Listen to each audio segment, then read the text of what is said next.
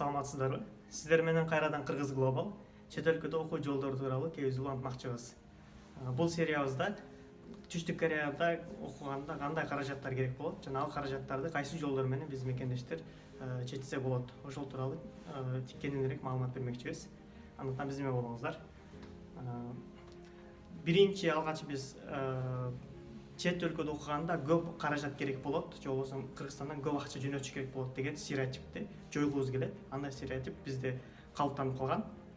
Чет өлкөдө окуганда Европа болсун, Америка болсун же Корея болсун, үй бүлөнүн көп акча жөнөтүш керек деген бул бир аз кандай десем туура эмес маалымат.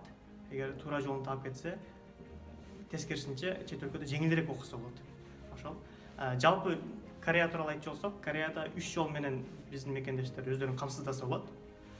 Биринчи жолу бул университеттерге жараша программаларга. Мисалы, ЮНИС сыяктуу, КАИС сыяктуу же Сеульский национальный сыяктуу университеттер болсо, алар 100% scholarship деп коет, же грант деп коет. И стипендия менен окуучу ошол өзүнүн жатаканасын, жашоосун, транспортун баарын камсыздай алат. Бул өткөн окуучу бар ошол укукка ээ. Кыргызстандан үй бүлөсүнө акча албай туруп окуп кете алат бул жактанчы. Бул биринчиси. Экинчи жолу, эгер университет андай мүмкүнчүлүк бербесе, анда студент үй бүлөсүнөн каражат алууга туура келип калышы мүмкүн. Бул экинчи вариант. Үчүнчү да вариант бар азыр. Экинчи вариант ошол үй бүлөсүнөн каражат алып өзүн камсыздайт. Ал Ататүрктө же Аутса сыяктуу жерде, Ататүрктө же Аутса сыяктуу жерде окуган разница деле айырмачылыгы деле жок. Үчүнчүсү бул жеке жумуштар менен же болбосо жеке жумуштар же болбосо ар түрдүү жолдор менен, проекттер башкалар болсун, каражат менен жабуу дегендейчи. Ал ошол университет окуу жайларга жараша, мисалы тил курстары же болбосо университет ушуга мүмкүнчүлүк берсе, анда ошону сен кыла алат.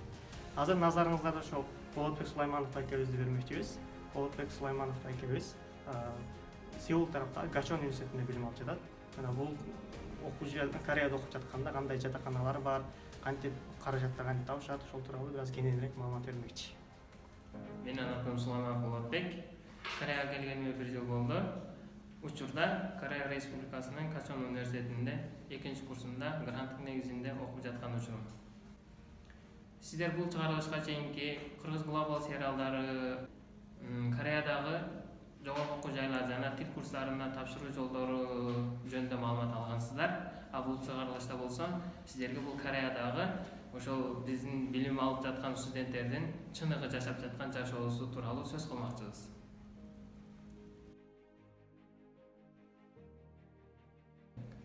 Корея өлкөсүндө жатаканалардын түрлөрү көп. Баарыбыз эле билген университеттин жатаканалары бул 1 семестрга болсо, 1 семестр негизи 6 айлык убакытта түзөт. Ошол 1 семестр убактында биз жашай турган жатаканага бериле турган акыбыз болсо $800 $1000 чейинки сумманы түзөт. Андан кийинки эле негизи жатаканалардын бирөөсүн айта кетсек, бул one room. Өзүңүздөр билген эле бул англис тилинде one room бул бир комната дегенди билдирет. Бир бөлмөлүү үй дегенди билдирет. Ал болсо бир адамга ыңгайлаштырып түзүлгөн курулган бөлмө болуп эсептелинет. Алар болсо бул алдын ала депозит берүү шарттары менен, бул депозит болсо жылына $1000 $3000 чейин депозит берип, жана бул айлык болсо, бул айына $300 берип жашасаңыздар болот. Андан кийинки эле жатаканалардын бирөөсү бул кошион деп аталат. Ал кошион бул корей тилинде. Ал кошион болсо, бул сиздерге кененирээк маалымат бере кетсек, бул сырттагы жатакана дегенди билдирет.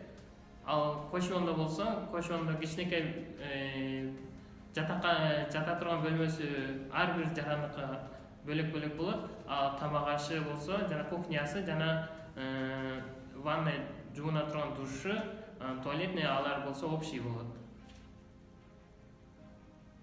Алар кете турган сумманы айта кетсек, аларда депозит жок.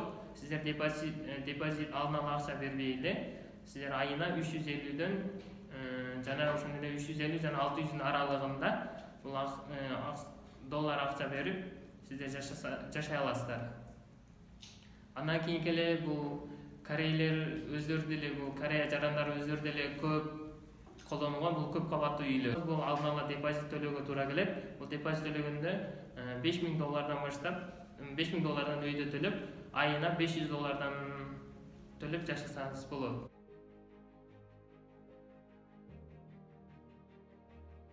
Халал кафелер деле көп.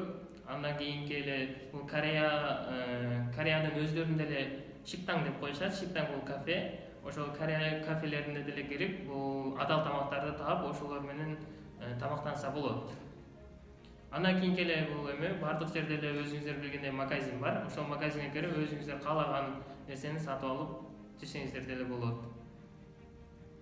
Бул Кореяда дагы бир эң ыңгайлуу бир мүмкүнчүлүктөр көп, то есть бар. Бул интернет аркылуу сиздер заказ кылып, интернет аркылуу заказ берсеңиздер, ошол жарым саат, узак убакыт менен 1 сааттын ичинде сиздер заказ кылган тамак келет. Ошентип өзүңүздөр күнүңүздөрдү көрсөңүздөр да болот. Андан кийинки эле бул баардыгыбыз эле билгендей, бул үйдөн өзү жасап тамактанып, өзүн жанын багуу, өзүңүздөр ар кандай продукттан өзүңүздөр сатып алып келип, үйдөн өзүңүздөр каалаган тамакты жасап жесеңиздер болот. Айына бул кеткен чыгашаларды эсептей турган болсок, $300, $500 аралыгында сарптасаңыздар, бул өзүңүздөргө керектүү жана бул той тамак аштарды жасап, же болбосо кандайдыр жерге барып, ошо кафелерден ошол суммага жараша тамактана аласыздар.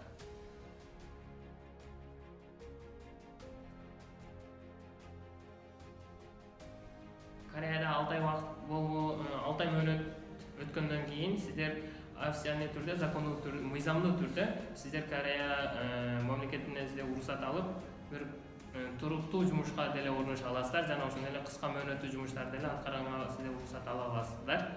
Кыска мөөнөттүү жумуштун түрлөрү көп. Өзүңүз каалаган жерде, мисалы үчүн, Корей кафелеринде барып официант болуп жумуш иштесеңиз да болот. Ал жака барып повар, эгерде тамак ашты жакшы жасасаңыз, повар болуп жумуш иштесеңиз да болот.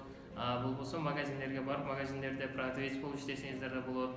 Жана ошондой эле бул жакта Корея айдоочулук күбөлүгүн алгандар болсо, бул жакта адамдарга жеке айдоочулук кызматтарда иштесе деле болот. Айтор кызмат көптөгөн жумуш иштегендин көптөгөн жолдору бар. Каникулдарда болсо, сиздер бул Кореянын мыйзамдуу түрдө сиздер уруксат алгандан кийин сиздер өзүңүздөр каалаган жумушка орношо аласыздар. Албетте бул өзүңүздөрдүн жасаган аракетиңиздерге байланыштуу болот.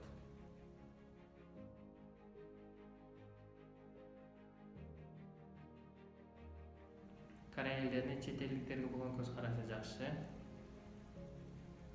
Биз жакшы деп айта алабыз.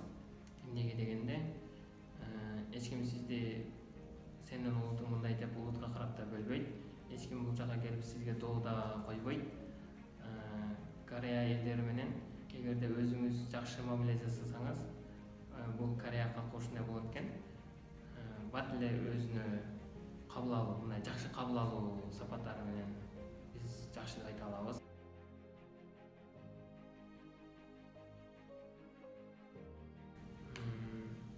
Корей тилинде кандайдыр деңгээлде үйрөнүп келсеңер, келүүнү силерге сунуштайт элем.